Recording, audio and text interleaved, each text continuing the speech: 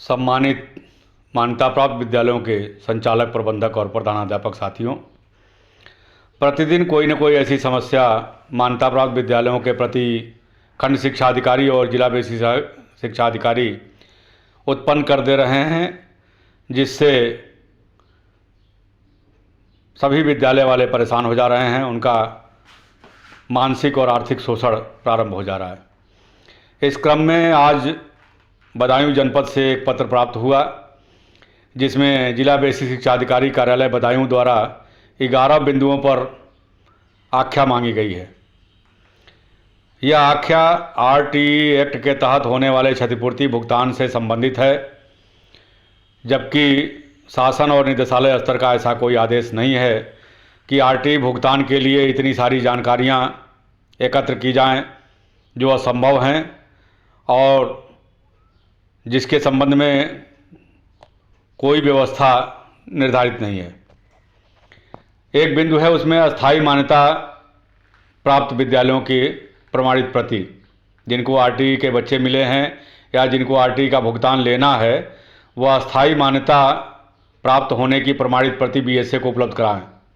जिला बेसिक शिक्षा अधिकारी बदायूं जरा जनता को, सरकार को, सरकारी अधिकारियों को और विद्यालय वालों को बतावें कि किस शासनादेश के तहत अस्थायी मान्यता प्राप्त कराएंगे विद्यालयों को, वो कैसे अस्थायी मान्यता देंगे, कितने विद्यालयों को अस्थायी मान्यता अब तक दे चुके हैं और क्यों नहीं आरटीई के बच्चे केवल अस्थायी मान्यता प्राप्त विद्यालयों को ही दिए जा रहे हैं। विद्यालय के प्रधानाध्यापक और अध्यापकों का क्या रोल है उसमें।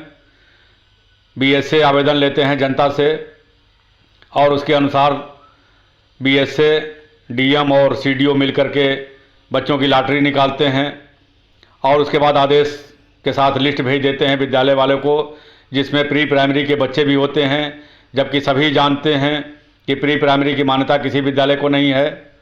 सभी जानते हैं कि भारतीय संविधान के अनुसार और आरटीई एक्ट के अनुसार 6 साल से नीचे के बच्चे स्कूल नहीं जाने चाहिए।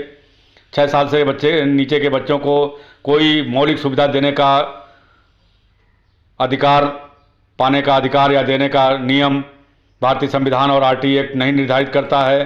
फिर प्री प्राइमरी के बच्चे क्यों लिए जाते हैं, क्यों प्री प्राइमरी के बच्चे आरटीई के तहत विद्यालयों को भेजे जाते हैं, कैसे प्री प्राइमरी के बच्चों का आरटीई का पैसा भुगतान किया जा रहा है, किसके कहने पर किया जा रहा है, किस शासनादेश से किया जा रहा है।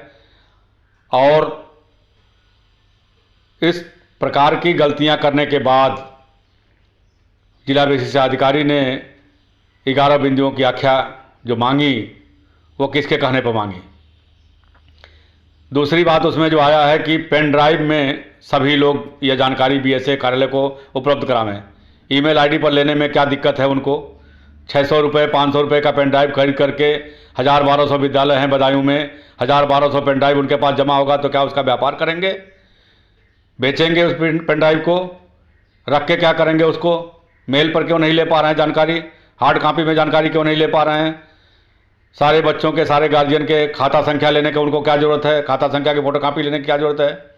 खाता संख्या लिखित रूप में जब पोर्टल पे अंकित है, RT25 upsdc.gov.in के साइट पे सारे बच्चे अंकित हैं, सारे बच्चों के गार्जियन का खाता संख्या अंकित है, सारे बच्चे उसमें वेरीफाई हैं, सारे बच्चों का मोबाइल नंबर है, तो क्यों नहीं फ़ोन करके सारे गार्जियन से वो पूछ पा रहे हैं कि आपका बच्चा किस विद्यालय में पढ़ रहा है, कहाँ पढ़ रहा है कि नहीं पढ़ रहा है, आपकी खाता संख्या क्या है।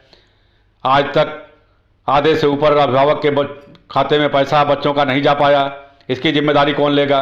बीएसए उसकी जिम्मेदारी क्यों नहीं निभा पा रहे हैं। 11 महीने का भुगतान बदायूं जनपद में हो रहा है, जो शासन के नीतियों के विरुद्ध है, आरटीई एक्ट के विरुद्ध है, भारतीय संविधान के विरुद्ध है। 1 महीने का पैसा कौन खा गया, कौन ले गया पैसा, बाबू ले गया कि डीआर ले गया, बीएसए ले गया, कौन ले गया पैसा। क्यों 11 महीने का भुगतान हो रहा है, 12 महीने का नियम है भुगतान करने का। इन सब का जवाब कौन देगा। किसी भी तरह से विद्यालयों को प्रताड़ित करके, शोषित करके, उनको परेशान करके विद्यालयों को बंद करने का मन बना लिया है इन अधिकारियों ने। इनके समझ में नहीं आ रहा है कि मान्यता इन्होंने ही दिया है, इन्होंने उसका सत्यापन किया है विद्यालयों का, इन्होंने ही उसको मान्यता हेतु संस्तुति सहित अग्रसारित किया है पत्रावली का, इन्होंने ही अपनी बैठक में उसको सही पाया है तो मान्यता दिया है। क्यों यह मान्यता प्राप्त विद्यालयों के पीछे इतना पड़ गए हैं, क्यों इतना परेशान कर रहे हैं, क्यों इतना शोषण की नीति अपनाए हुए हैं। क्यों नहीं समझ पा रहे हैं कि विद्यालय भी बेसिक शिक्षा अधिनियम के तहत और आरटीई एक्ट के तहत मान्यता प्राप्त किए हैं और उसके तहत गवर्न हो रहे हैं। क्यों नहीं इनके समझ में आ रहा है कि इन विद्यालयों में जो बच्चे पढ़ रहे हैं वह वास्तव में पढ़ाई उन्हीं की हो रही है?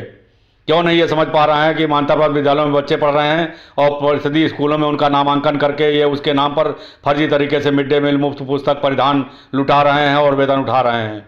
आज भी 25% बच्चे जो परिषदीय विद्यालयों में पढ़ते हैं उनका नाम केवल परिषदीय विद्यालयों में है, पढ़ाई उनकी प्राइवेट स्कूलों में हो रही है।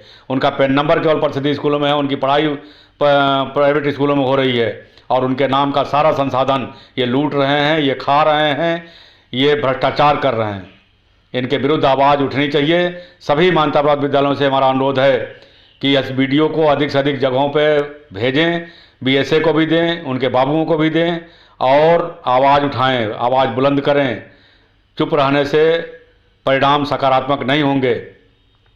आप मेल करिए बीएसए को सारे डाटा, आप यूडाइस कंप्लीट करिए, आप आरटी पोर्टल पर बच्चों का प्रोन्नत करिए, आप नए बच्चों के खाता संख्या उसमें फीड करिए और जो भी आपको मांग पत्र भेजना है व्यक्तिगत रूप से देने के बजाय आप रजिस्टर्ड डाक से खंड शिक्षा अधिकारी और बेसिक शिक्षा अधिकारी को भेजिए। इसके बाद भी अगर कोई परेशानी आती है तो उत्तर प्रदेश बेसिक शिक्षक संघ अपने प्रदेश अध्यक्ष श्री दुर्गाचरण सिन्हा के नेतृत्व में आपकी समस्याओं को लेकर सड़क से लेकर सदन तक संघर्ष करने के लिए तैयार है। पूरी जोर शोर के साथ आवाज़ उठाया जाएगा, जांच कराया जाएगा, इन अधिकारियों के विरुद्ध कार्रवाई कराई जाएगी और मान्यता प्राप्त विद्यालयों को संरक्षित और सुरक्षित किया जाएगा। आप किसी भी समस्या के लिए संपर्क कर सकते हैं। सुशील सिन्हा, प्रदेश संगठन मंत्री, उत्तर प्रदेश बेसिक शिक्षक संघ उत्तर प्रदेश, 9919030638।